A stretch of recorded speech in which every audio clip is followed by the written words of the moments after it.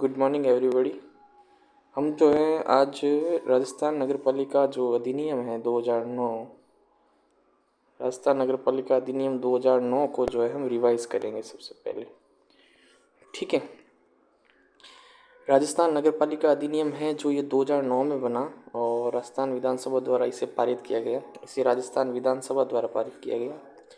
ये जो है विधानसभा 13वीं विधानसभा में 2008 से 2013 तक मतलब जो है इसमें पारित किया गया था।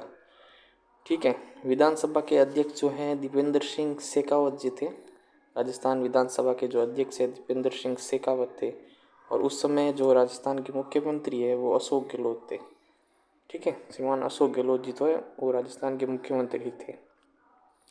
ये अधिनियम जो है 15 सितंबर 2009 से छावनी क्षेत्र को छोड़कर संपूर्ण राजस्थान में लागू हो गया। जो राजस्थान में छावनी क्षेत्र है उनको छोड़कर जो है ये 15 सितंबर 2009 को जो है लागू हो गया था।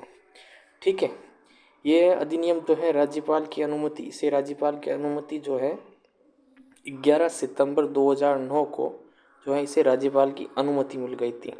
11 सितंबर 2009 को इसे राज्यपाल की अनुमति मिल गई और उसमें जो राजस्थान के राज्यपाल थे वो थे शैलेंद्र कुमार सिंह। राजस्थान के राज्यपाल कौन थे? शैलेंद्र कुमार सिंह, जिनका कार्यकाल 6/9/2017 से 1/12/2009 तक कार्यकाल इनका था। ठीक है, और जो ये राजपत्र 4 में जो है प्रकाशित हुआ था। जो राजपत्र है जो सरकार का उसके अंतर्गत 4 में जो ये प्रकाशित हुआ था। ठीक है, हम इसके आगे देखते हैं अभी।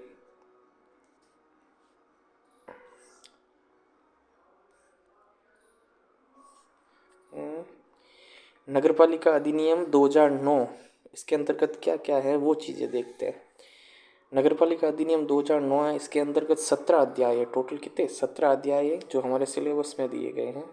हमारे सिलेबस में इसके लिए हमें 9 अध्याय पढ़ने हैं। टोटल 17 अध्याय है जिसमें से हमें 9 अध्याय पढ़ने हैं।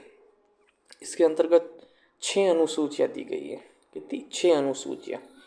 अनुसूचियों का उल्लेख अध्याय 7 में किया गया है। जो इनके अध्याय हैं 17 अध्याय है उसमें से अध्याय 7 में जो है नगरपालिका की अनुसूचियों का उल्लेख किया गया है। ठीक है, और इसमें टोटल धाराएं हैं वो 354 धाराएं हैं। कितनी? 354 धाराएं। 354 धाराएं। ठीक है, अब हम आगे देखते हैं। अब इन्हें जो अध्याय हैं 17 अध्याय, उन अध्याय को एक बार हम पढ़ेंगे, रिवाइज करेंगे। सबसे पहला अध्याय है प्रारंभिक, जिसमें धारा 1 से 2 धाराएं दी गई है। इसके अंतर्गत अध्याय 1 में 2 धाराओं का उल्लेख है, फर्स्ट और सेकंड। फिर अध्याय 2 नगरपालिकाओं का गठन एवं उनका शासन जो है धारा 3 से लेकर धारा 50 तक है।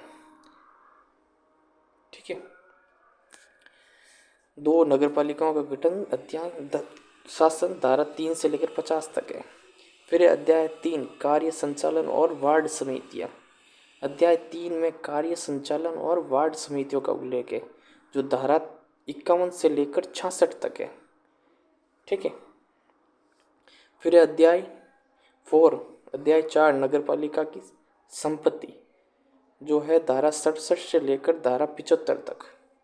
धारा 67 से लेकर धारा 75 तक जो है नगरपालिका की संपत्ति का उल्लेख है जो अध्याय 4 के अंतर्गत है। उसके बाद में है अध्याय 5 में नगरपालिका वित्त और नगरपालिका निधि। अध्याय 5 में नगरपालिका वित्त और नगरपालिका निधि का उल्लेख है जो धारा 76 से लेकर धारा 89A तक है। ठीक है, फिर अध्याय 6 में लेखा और संपरीक्षा है, जिसका जो है धारा 90 से लेकर धारा 100 तक जो है इसका उल्लेख है। ठीक है, लेकिन ये हमारे जो है सिलेबस में नहीं है। हमारे सिलेबस में अध्याय 7 दिया गया है, नगरपालिका राजस्व। और नगरपालिका का राजस्व जो अध्याय 7 है वो दिया गया है जो राजस्व धारा 101 से 140 तक है जिसका ये उल्लेख है। ठीक है, उसके बाद में देखते हैं ये 8, 9 और 10 का उल्लेख भी नहीं है। इसके बाद में नगर धारा अध्याय 11 है। अध्याय 11 का उल्लेख है नगरपालिका विकास और नगरीय योजना, जो धारा 159 से 199 तक है। 159 से 199 तक, ठीक है। फिर अध्याय 12 में नगरपालिका की शक्तियों का उल्लेख है। जो नगरपालिका की जो शक्तियां हैं उनका उल्लेख किया गया है, जो धारा 200 से धारा 297 तक है। इनका उल्लेख धारा 200 से लेकर 297 तक जो है इनका उल्लेख किया गया है, ठीक है। हम आगे देखते हैं। आगे जो है बाद में है अध्याय 13। अध्याय 13 में अभियोजन वाद, ये जो वाद लाए जाते हैं नगरपालिका में उसके संदर्भ में, जिसमें धारा 298 से लेकर 308 तक है, ठीक है। धारा 298 से लेकर धारा 308 तक जो है इसका उल्लेख है। बाद में है अध्याय 14। अध्याय 14 में जो नगरपालिका नियंत्रण संबंधी जो है वो दिया गया है, जो धारा 309 से लेकर 327 तक है। धारा 309 से लेकर 327 तक है।